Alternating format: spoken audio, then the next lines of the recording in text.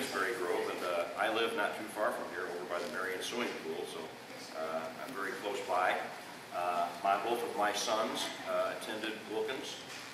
My wife, she worked here at Wilkins for many years, so we have very close ties with the people of Wilkins, so really happy to be here.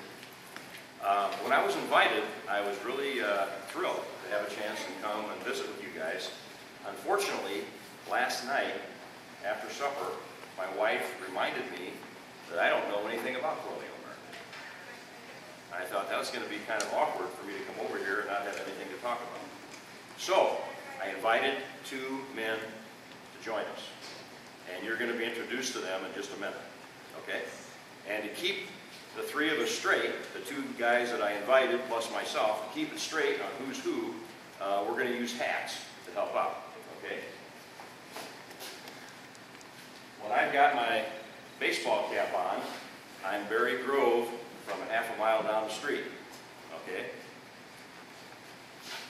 When I introduce a 73-year-old man named Jonas from Scotland, England, you'll know because he's wearing a hat like this, called a tam.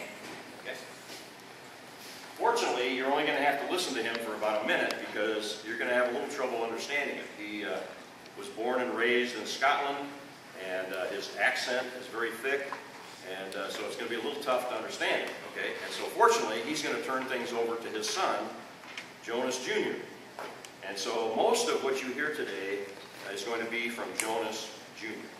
And fortunately, he was born in Massachusetts Colony up here in this green area, and so he talks pretty much like you and I. All right, so he's going to be a lot easier to understand. And then a little bit later, I'm going to put my ball cap on again, and I'll be Barry Grove from Marion, Iowa again. Okay? Everybody got that? Yeah. So we got three people we're going to be dealing with. Okay, well, let's get started then.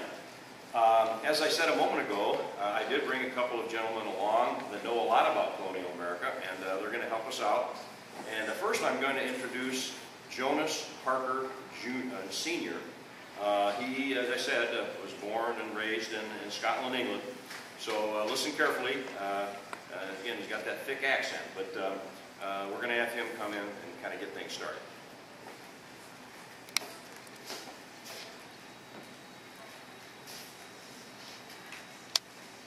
Good day to you. My name is Jonas. I hail from Scotland, England. I know it's difficult for you to understand what I'm saying. So, I brought my eldest son, Jonas Parker Jr. And he'll tell you all about life in the colonies. Son,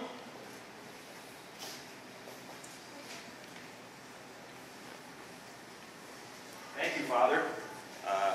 I hope that we can have my dad come back and join us a little bit later. But from this point on, I'm going to be speaking with you about my community. And real quick geography lesson here. As it was said a moment ago, I was born and raised up in the northern part of the British colonies, a place called Massachusetts Colony. And the only really big city that we have is Boston. It's right along the coastline here, and we'll talk about Boston a little bit later. Most of the people in colonial America live in the yellow area. Okay, this yellow area is where the big cities were. New York City. New York City was a town of about 35,000 people at that time, in the early 1770s. Okay, so about the size of Marion. All right, New York City. Philadelphia was about that size also. Philadelphia, Pennsylvania colony. Albany was a pretty good sized city. Baltimore was a pretty good sized city. So the majority of the colonists lived in the yellow area. And then the pink area represents the southern colonies, the Carolinas and Georgia, Virginia. And they had small farms there and huge plantations, okay? And they grew a lot of tobacco and other products, like rice and indigo and things like that. But a lot of tobacco was grown there. So, just a real quick geography lesson there for you. Now, in just a moment, I'm going to ask you to close your eyes, and I'm going to count to 3. And when I ask ask you to open your eyes, we're going to go back in time to another era. We're going to go back to April 12, 1775, okay? Well over 200 years ago, okay?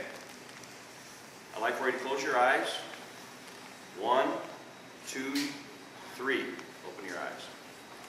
Welcome to Lexington, Massachusetts County. I live in this community of about 700 people, okay? We're relatively poor people. We have a couple of people that have a little bit of money, but most of us are pretty common folks, and they're like myself. My dad came over from Scotland, England. I was born here in this area. When I was about 18 years old, I noticed a young lady that was about my age. Her name was Lucy, and I was kind of interested in her, okay? She was a very nice person. And after a while, after we got to be good friends, I thought about maybe marrying her, but I couldn't because I had no money, I had no place to live, I really had nothing. I was living with my folks. And so, what I did was, I started watching a guy that had just come to the community. His nickname was Swede. We called him Big Swede, and he was from Sweden. And I watched him. He was starting to build a house, and he was making it out of logs. And so I went to talk to him, and he told me that back in Sweden, it's very cold, long, hard winter. They have a lot of trees, and so he was chopping down great big trees about that big around to make a log cabin. The idea that had begun in Sweden. That's called cultural borrowing, where you borrow an idea from somebody from another land, and then you adopt it and modify it. Okay? Cultural borrowing. And so I got an idea. And I decided that I would help Swede build his house. I told him that I didn't want any pay. All I wanted was knowledge. And after we finished his house, I knew how to make a log cabin. And my dad and a couple of my brothers and I, we built this really nice one-room log cabin, okay? Pretty good, about the size of the area where you're sitting, okay? It had a dirt floor. I didn't have any money, so I couldn't go to a sawmill and get nice planks to put a plank floor down.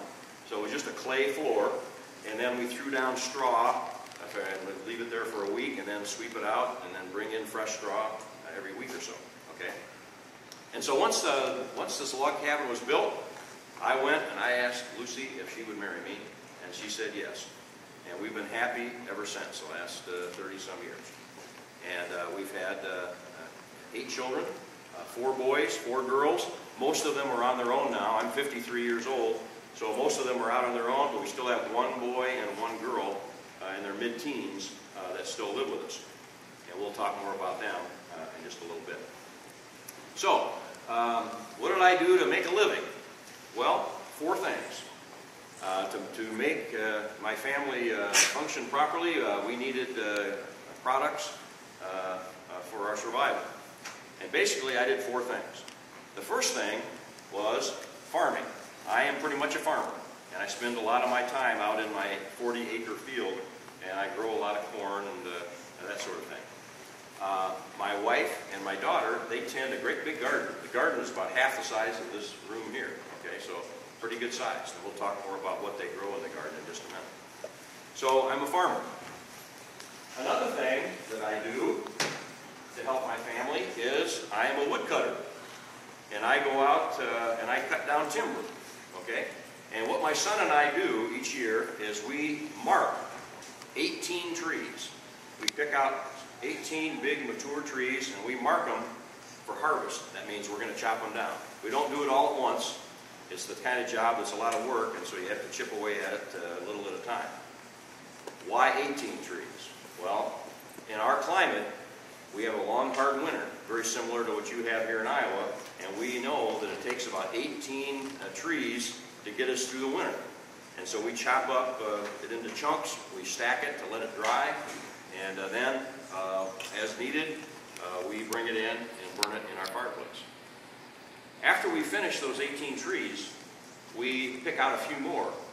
And if we have time, we chop down a few more trees, and since we don't need them for home use, we take them into the village. And we use them for a term called barter. It begins with a B. Barter means trading and exchanging goods without the use of money. And we do that because most people don't have money. Okay? I've seen a few coins now and then, but I really don't have an opportunity to collect that kind of wealth. And so we take the chopped wood, put it on a sled. My son and I take it into the village, and we trade for other things like bars of soap or candles. Or I go to the blacksmith and ask him to make something for me. In exchange, I give him firewood. So I'm also a woodcutter. I'm also an ice cutter. I've got a big saw, and my son-in-law, we go out to the lake that's near our home, and we start, it gets to be early January, we start stomping around on that lake to make sure that the ground, the ice is nice and thick and safe to walk on. And we saw it up into blocks, and then we use something like this, tongs, and we pick up the blocks of ice, and we take them over and put them on a sled, and we haul it back home. Right next to our log cabin is a deep cellar. It's sort of like a little miniature basement, okay? And it's got a top on it. And down in that cellar, we start stacking blocks of ice. And then we throw straw on top of it to slow down the melting process. And the reason we have that cellar is we don't have refrigerators like you do. And so my wife can take clay jars of vegetables and fruits and things like that, cook them up, and we put them down in that cellar and keep them cool during the summer, and they won't spoil. Okay? So that's the purpose of the ice. Once again, if we have some extra time, my son and I saw extra blocks, we put them on our sled, and where do we take them? Into the village. And you know what we do. We trade. We barter for more things that we need. Okay?